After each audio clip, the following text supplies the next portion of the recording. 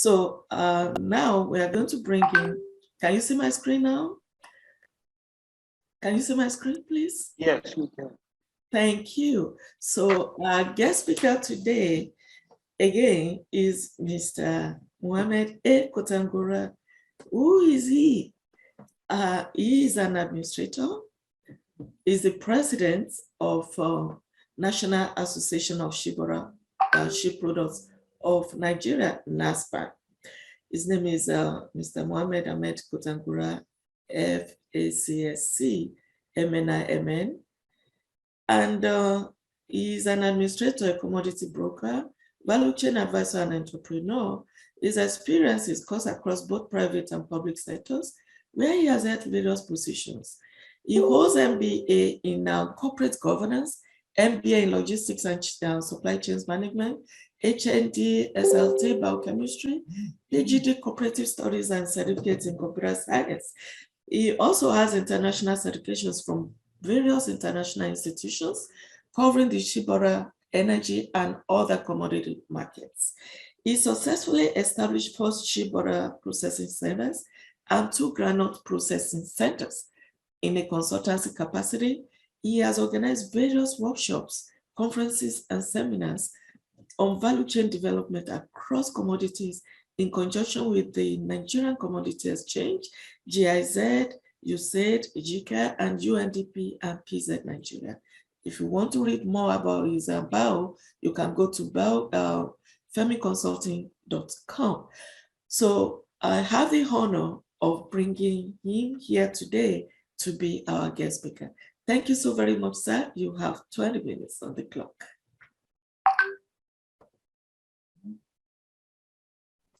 Thank you very much. I hope you are sharing my presentation from on end. Yes, we will share and we will record. Thank you. Now let me, first of all, thank you, and your team for giving me the privilege to be here and speak on the role of commodity exchange in promoting export, that is export for survival.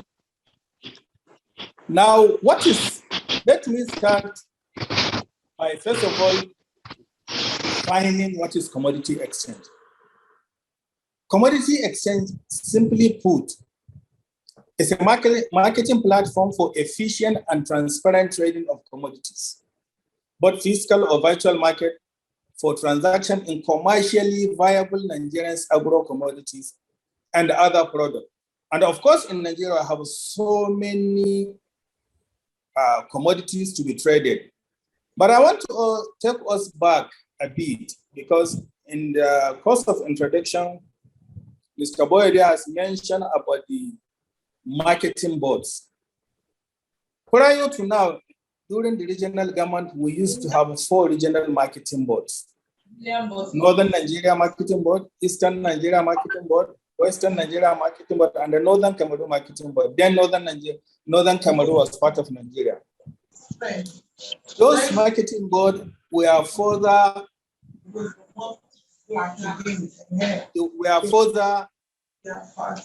developed into other commodities, into commodity specific.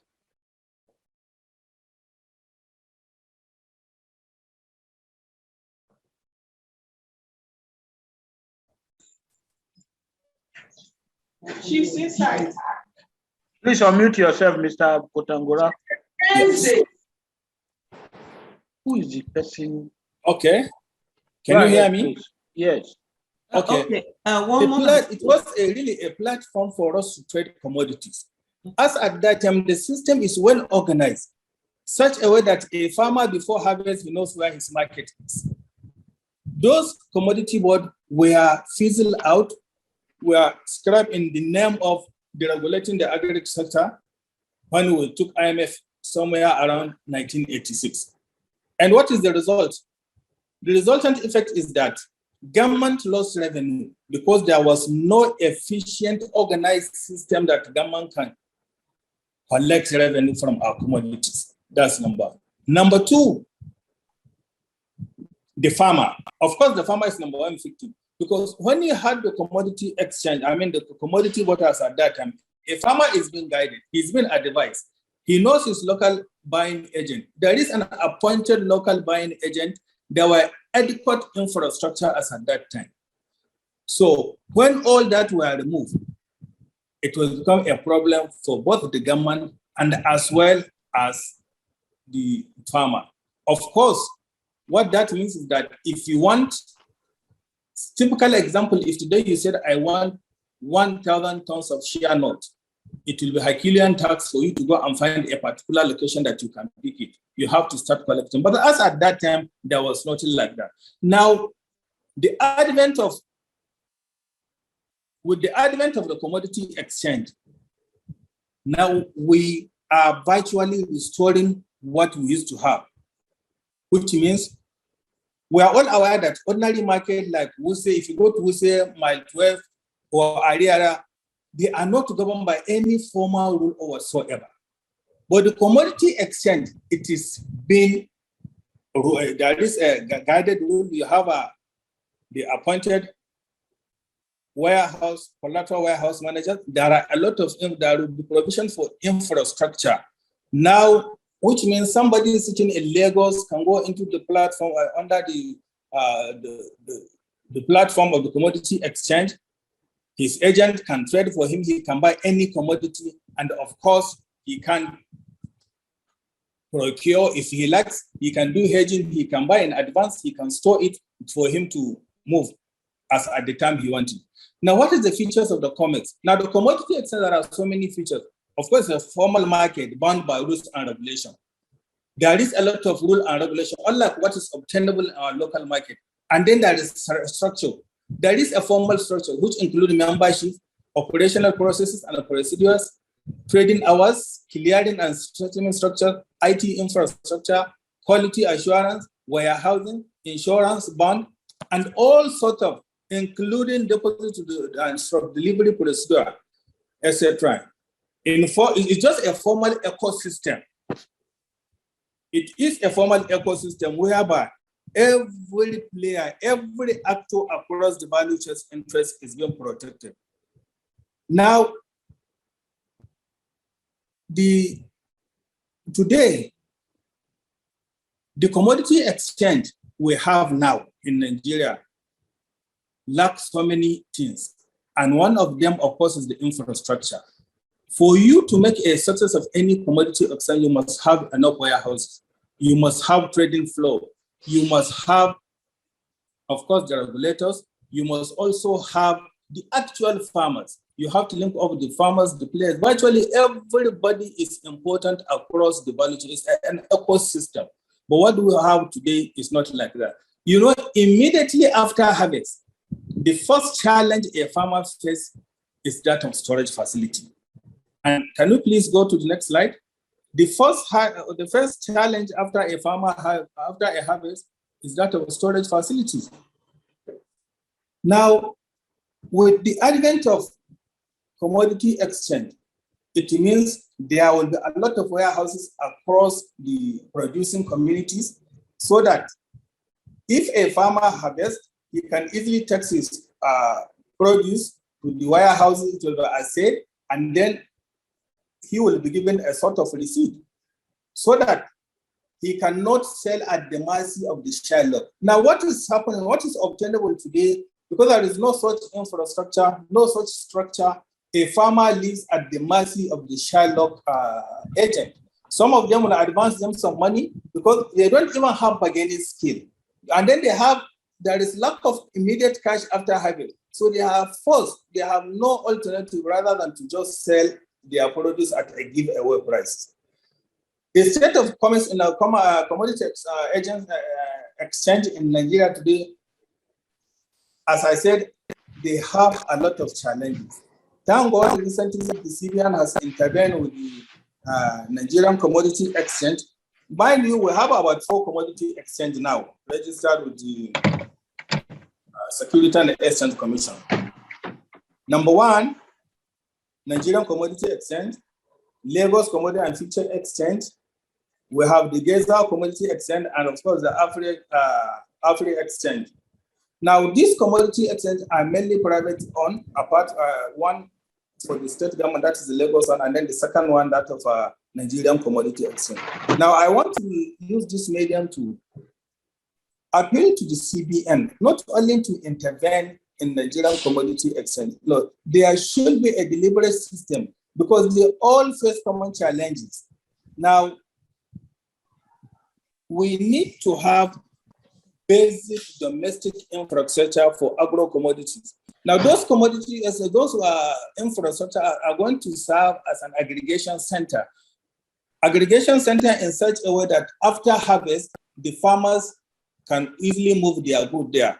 And then they have their appointed local trading agent who can license. Normally, there should be a licensed agent who can trade in the flow of the exchange, which means somebody buying Shea nut in Kenya or in any part of the world or in America can go to the commodity exchange and buy. There is an efficient transportation system whereby it can be traded, whereby it can be transported. Now, if government intervene in this, there will be more protection because the farmer out there is not organized. There is lack of input, lack of extension workers, lack of storage facilities, and so many things. Now, with the coming of the commodity exchange, the commodity is normally forecast. They have the idea of the market. They can envisage that this is what will come next year. This is the likely demand, so, and then they can forecast. Okay, they will advise the farmer. Then the farmers will harvest more, and with the facility, then of course they will produce more and then take it to the warehouse. But then to achieve this, it goes beyond only these commodity exchanges. We must have structures at the state level.